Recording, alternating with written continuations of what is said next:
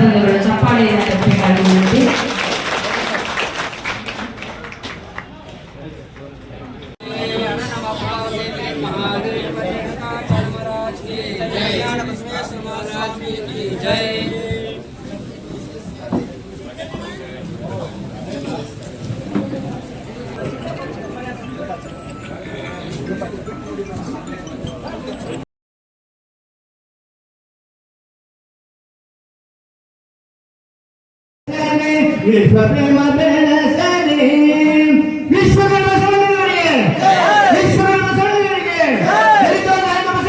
ಅಷ್ಟಾವರಣ ಪಂಚಾಚಾರ ಷಟಸ್ಥಳಗಳ ಅರಿವನ್ನ ನೀಡುವಂತಹದ್ದು ಮಾನವ ಸಂಕುಲಕ್ಕೆ ಶಿವನ ಸಾಕ್ಷಾತ್ಕಾರವನ್ನ ಪಡೆಯಲು ಎಲ್ಲ ವಿಚಾರಧಾರೆಗಳ ಸಿದ್ಧಾಂತವನ್ನ ಒಳಗೊಂಡಿರುವಂತಹ ಒಂದು ಧರ್ಮವಾಗಿದೆ.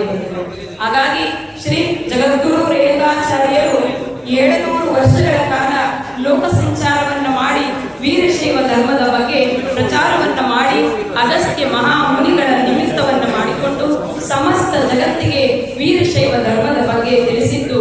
ಅಂದ್ರೆ ಅದರಲ್ಲಿ ಅಷ್ಟಾವರಣಗಳಾದಂತ ಗುರು ಲಿಂಗ ಜಂಗಮ ವಿಭೂತಿ ರುದ್ರಾಕ್ಷಿ ಮಂತ್ರ ಪಾದೋದಕ ಪ್ರಸಾದ ಇವುಗಳ ಅರಿವನ್ನ ಮೂಡಿಸುವಂಥದ್ದು.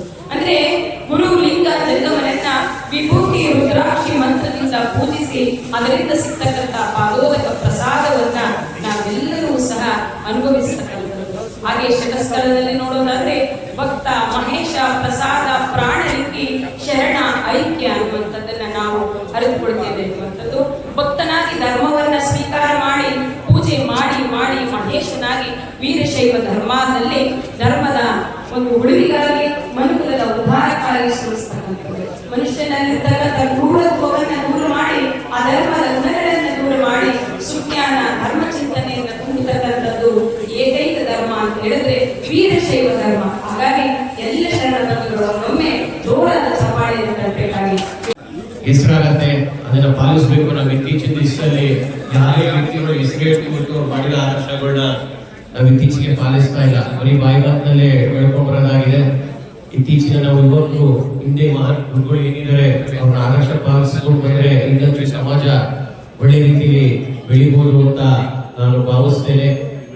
ಏನಾದ್ರು ನಮ್ಮ ಶಿವಪ್ರಕಾಶ್ ಅವರು ಬೆಳಗುವನ್ನ ಕಾರ್ಯಕ್ರಮ ಕರೆದ್ರು, ಆಗ ಬಹಳ ಸಂತೋಷ ಆಯ್ತು. ಯಾಕಂದ್ರೆ ಈಗ ಅವರಿಂದ ಇದೇ ಫಸ್ಟ್ ಟೈಮ್ ಬರ್ತಾ ಇರೋದು, ಮಂಡ್ಯದಲ್ಲಿದ್ರು ಈಗ ಬಂದಿರ್ಲಿಲ್ಲ. ಅದಕ್ಕೆ ನನಗೊಂದು ಅವಕಾಶ ಮಾಡಿಕೊಟ್ಟಿದ್ದಂತ ಎಲ್ಲ ಆಯೋಜಕರಿಗೂ ಮತ್ತೊಮ್ಮೆ ನಾನು ನಮಸ್ಕಾರ ಮಾಡಿ ಹೇಳ್ತೀನಿ. ನಾನು ಹೆಚ್ಚಿಗೆ ಏನು ಮಾತನಾಡಲ್ಲ, ಯಾಕೆಲ್ಲ ಹಿರಿಯರಿದ್ದಾರೆ, ಉಪನ್ಯಾಸಗಳು ನಮ್ಮ ಸೋಮಶೇಖರ್ ಅವರು ಬಂದಿದ್ದಾರೆ, ನಮ್ಮ ದೊಡ್ಡಪ್ಪವರು ಒಟ್ಟಿಗೆ ಕೆಲಸ ಮಾಡಿದ್ರು. ಬಹಳ ಹೆಸರಾಂತ ಟಫ್ ಆಫೀಸರ್ ವಿಜಯ್ ಸಾಹೇಬ್ ಇದ್ದಾರೆ. ಉದಾಹರಣೆ ಚಿಕ್ಕ ವಯಸ್ಸಲ್ಲಿ ಇಲಾಖೆ ಅಭಿಮಾನಿ ಸರ್, ನಿಮ್ಮ ಇಲಾಖೆ ಇನ್ಫಾರ್ಮೇಶನ್ ನನಗೆ ನಿಮ್ಮ ಪ್ರೀತಿ ನೀವು ಬಿದ್ರಿಯವ್ರ ನಮ್ಮ ಬಹಳ ರೋಲ್ ಮಾಡಲು ನೀವು ಇಲಾಖೆ